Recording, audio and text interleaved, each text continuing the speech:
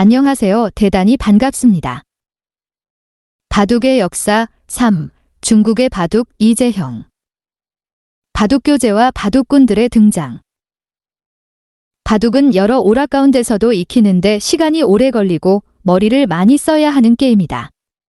그래서 우리나라나 중국, 일본 등에서는 옛날부터 학식을 갖추고 생활에 여유가 있는 상류사회에서 많이 두어졌다. 바둑을 잘 두려면 많은 시간을 투자하여야 하는데 먹고 살기에도 힘에 벅찬 일반 백성들은 바둑 같은 여흥을 즐길 시간이 없었을 것이다. 그렇기 때문에 바둑은 전통적으로 품격 있는 오락교로 여겨져 왔다. 그 반면 중독성이 너무 강하기 때문에 어떤 시기에는 바둑을 금지하는 정책이 시행되기도 하였다. 사람들이 너무 놀기에 빠져 사회기강을 해친다고 것이었다. 바둑을 즐기는 고대 중국인들. 옛날부터 중국에서는 군자, 이군자의 품격으로서 금기서화를 어릴 때부터 가르쳤다고 한다. 즉, 음악, 검은고, 과바둑, 그리고 글씨와 그림은 군자가 갖추어야 할 기본적인 소양이라는 것이다. 우리나라에서도 바둑은 선비의 고급스런 취미로 여겨졌다.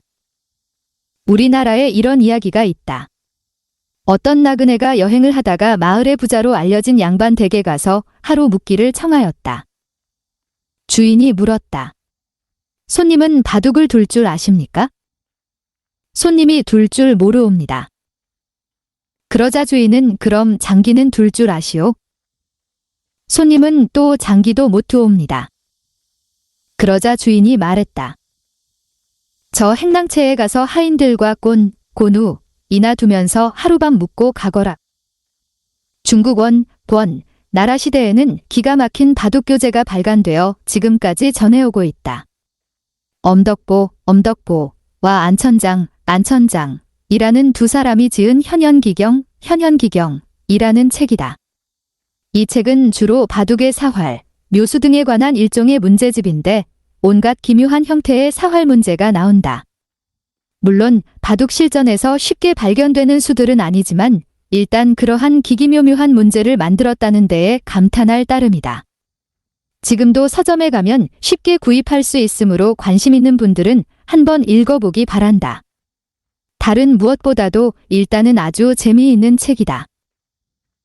명나라 때는 관자보란 책이 출간되었다.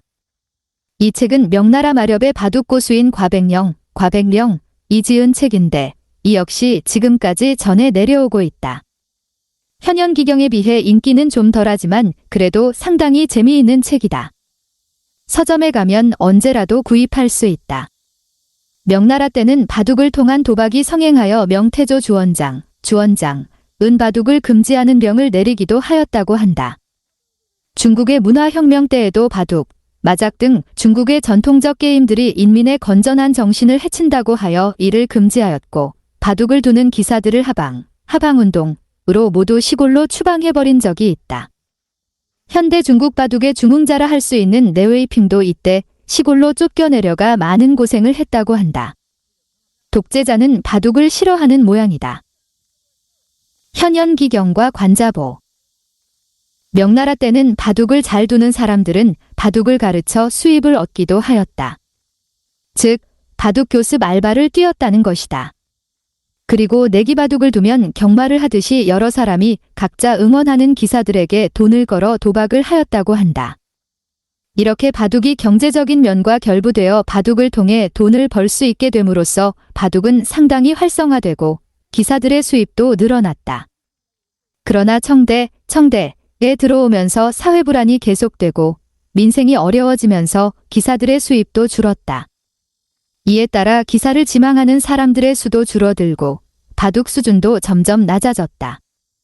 중국의 경우는 일본 정도는 아니지만 그래도 프로기사 정도의 기사들이 있었던 것으로 보인다. 그렇기 때문에 우리나라에 비해서는 많은 바둑 관련 용품이나 서적, 기보들이 남아있다. 청나라 말기에 들어서는 국정의 혼란이 계속되고 경제가 피폐해져 바둑과 같은 기에는 상대적으로 크게 위축되었다. 여전히 일부 부유층의 도락이나 시정 껄렁패들의 도박의 수단으로 성행하였다. 우리나라에 비해서는 형편이 나았지만 일본과 같은 체계적인 바둑 육성책은 없었다. 따라서 바둑 수준도 그다지 높지 못하였다고 짐작된다. 이러한 가운데 20세기 들어 중국은 만주사변으로부터 시작된 일제의 침략을 받게 된다. 일제의 지배하에 들어간 지역에서는 일본과 문화적 교류가 활발히 일어나게 되고 인적 왕래도 잦아졌다. 그러한 가운데 바둑 분야에서도 일본과의 교류가 부분적으로나마 이루어져 바둑 수준은 조금씩 높아졌다. 이후의 중국 바둑 이야기에 대해서는 뒤에 일본 바둑 및 우리나라 바둑을 살펴보면서 다시 이야기하도록 하자.